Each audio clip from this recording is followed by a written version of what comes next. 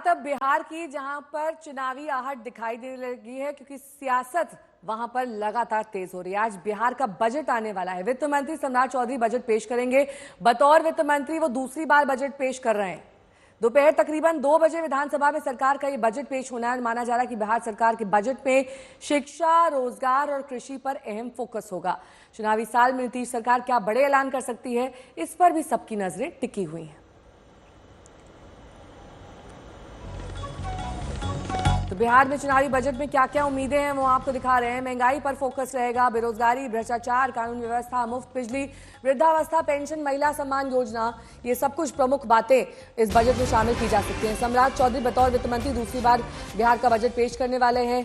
और लगातार ये कहा जा रहा था कि डबल इंजन की सरकार अगर है, उसको ध्यान में रखते हुए बिहार पर फोकस रहना चाहिए। चाहे वो शिक्षा हो, रोजगार हो, ये तमाम वो क्षेत्र जिसमें बिहार पिछड़ा हुआ है। विपक्ष भी लगातार इन्हीं मुद्दों को लेकर निशाना साधता रहा है और इस बार भी बजट जब पेश होगा तो हंगामेदार सत्र रहने के आसार हैं। तो बिहार में विधानसभा के बाहर आरजेडी और लेफ्ट के विधायकों ने नीतीश सरकार के खिलाफ प्रदर्शन किया। बिहार में वृद्धावस्था पेंशन और दिव्यांग पेंशन की राशि बढ़ाने की मांग दरअसल उठाई जा रही है और इसको लेकर हाथों में तख्तियां लिए ये लोग वहां पहुंचे हैं। ये विधायक हैं लेफ्ट के और आरजेडी के। नीतीश सरकार के खिलाफ इनका ये प्रदर्शन चल रहा है। आखिरी बजट से पहले ये बड़े दांव करते हुए नजर आ रहे हैं। और भाकपा माले दोनों ने अलग अलग बिंदुओं पे सरकार को घेरा है। एक तरफ केंद्र सरकार की घेरेबंदी भाकपा माले ने की है, तो वहीं दूसरी तरफ बिहार सरकार से सवाल। और जो पुराना मानदेय भत्ता जो लागू किया गया है उसको अब नए सिरे से कैसे बढ़ाया जाए, इसको लेकर के तेजस्वी यादव नेता प्रतिपक्ष ने कल घेरेबंदी की थी और आज बजट के पहले यहां आरजेडी के विधायक सदन पोर्टिको में प्रदर्शन कर रहे हैं। मकसद साफ है, सरकार के ऊपर चुनावी साल में दबाव बनाया जाए और कोशिश इस बात की जाए कि जो लोक हित की योजनाएं हैं उन योजनाओं में इजाफा हो सके। और कहीं ना कहीं तेजस्वी यादव ने जिस तरह से कल कहा था कि अगर सरकार के पास योजनाएं नहीं हैं तो माई बहन योजना जो है, जिसको वो अपनी सरकार बनने के बाद लागू करने वाले हैं, उसी योजना को कम से कम सरकार कॉपी पेस्ट कर ले ताकि महिलाओं को जो भत्ता है, आर्थिक मदद है, वो हर महीने मिल सके।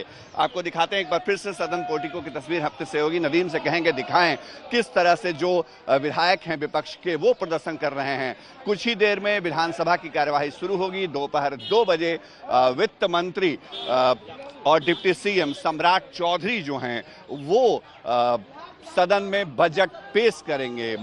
बजट के अंदर क्या योजना आकार रहता है, क्या घोषणाएं होती हैं, उस पर भी नजरें रहेंगी। लेकिन फिलहाल जो स्थिति है वो ये बता रही है कि विधानसभा में इस वक्त कहीं न कहीं जो विपक्ष है वो सरकार की घेरेबंदी करने की तैयारी में है। सहयोगी कैमरा पर्सन नदीम आलम के साथ शशि भूषण, आज तक, पटना।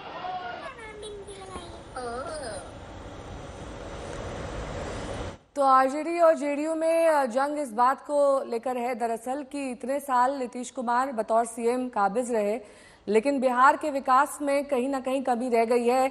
यही इस वक्त आरजेडी का मुख्य मुद्दा है कि वृद्धावस्था पेंशन हो, रोजगार हो या फिर शिक्षा का क्षेत्र हो, उसमें बिहार पिछड़ गया है। और जेडीयू उस पर जवाब ये दे रहा है कि तेजस्वी की बात पर लोग भरोसा ही नहीं करते हैं, कुछ भी कहते रहे, कोई फर्क ही नहीं पड़ता है। अब विपक्ष का मोर्चा इन तमाम मुद्दों को लेकर होगा, महंगाई, बेरोजगारी, भ्रष्टाचार, कानून व्यवस्था।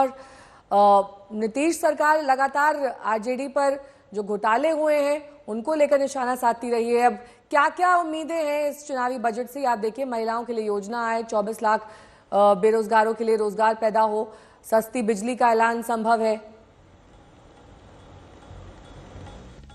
पूरी तरह बिहार के विकास के लिए माननीय मुख्यमंत्री जी ने जो ड्रीम रखा है उस पूरे को प्रेजेंटेशन हम लोग बिहार विधानसभा में देंगे। 15 साल से पुराना अगर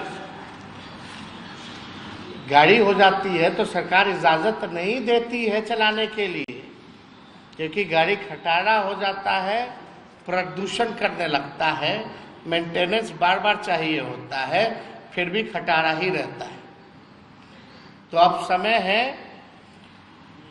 बिहार के लोग नई गाड़ी पे बैठना चाहते हैं, तेज रफ्तार से बिहार का विकास चाहते हैं। 20 साल इनका गति हम लोगों ने देख लिया, जबकि तब जब 11 साल ये डबल इंजन की सरकार में रहे। रोहित सिंह मेरे सहयोगी जुड़ गए हैं तमाम जानकारी के साथ। हंगामेदार सत्र रहने के आसार हैं रोहित, क्योंकि आरजेडी अपने एजेंडे पर कायम है। उनका कहना है कि क्या दिया है नीतीश कुमार ने इतने सालों में बिहार को।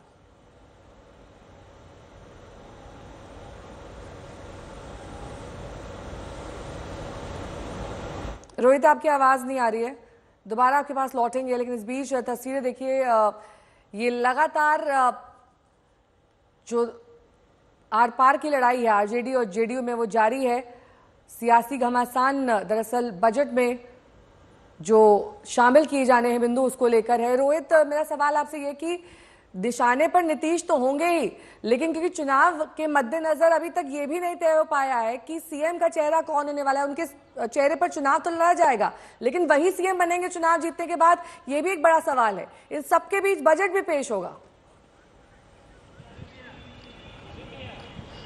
बिल्कुल, देखिए आपने ठीक कहा, चुनावी वर्ष है। ऐसे में आज इस मौजूदा सरकार का आखिरी बजट जो है वो पेश होना है, तो ऐसे में बहुत सारी कोशिशें हो रही हैं कि लोक लुभावन जो है वो घोषणाएं की जाए, महिलाओं को लेकर, किसानों को लेकर, रोजगार और युवाओं को लेकर जो है किए जाए। और इसी को लेकर तेजस्वी यादव जो है वो नीतीश सरकार पर हमलावर हैं। आप समझिए, बजट पेश होने से पहले 20 साल के शासनकाल को खटारा सरकार बता दिया है तेजस्वी यादव ने। ये ऐसी खटारा सरकार अब नहीं चाहिए। 15 साल में तो सड़क पर सरकार वाहन भी नहीं चलने देती है, तो 20 साल हो गए हैं, तो इस खटारा सरकार को हटा दिया जाए।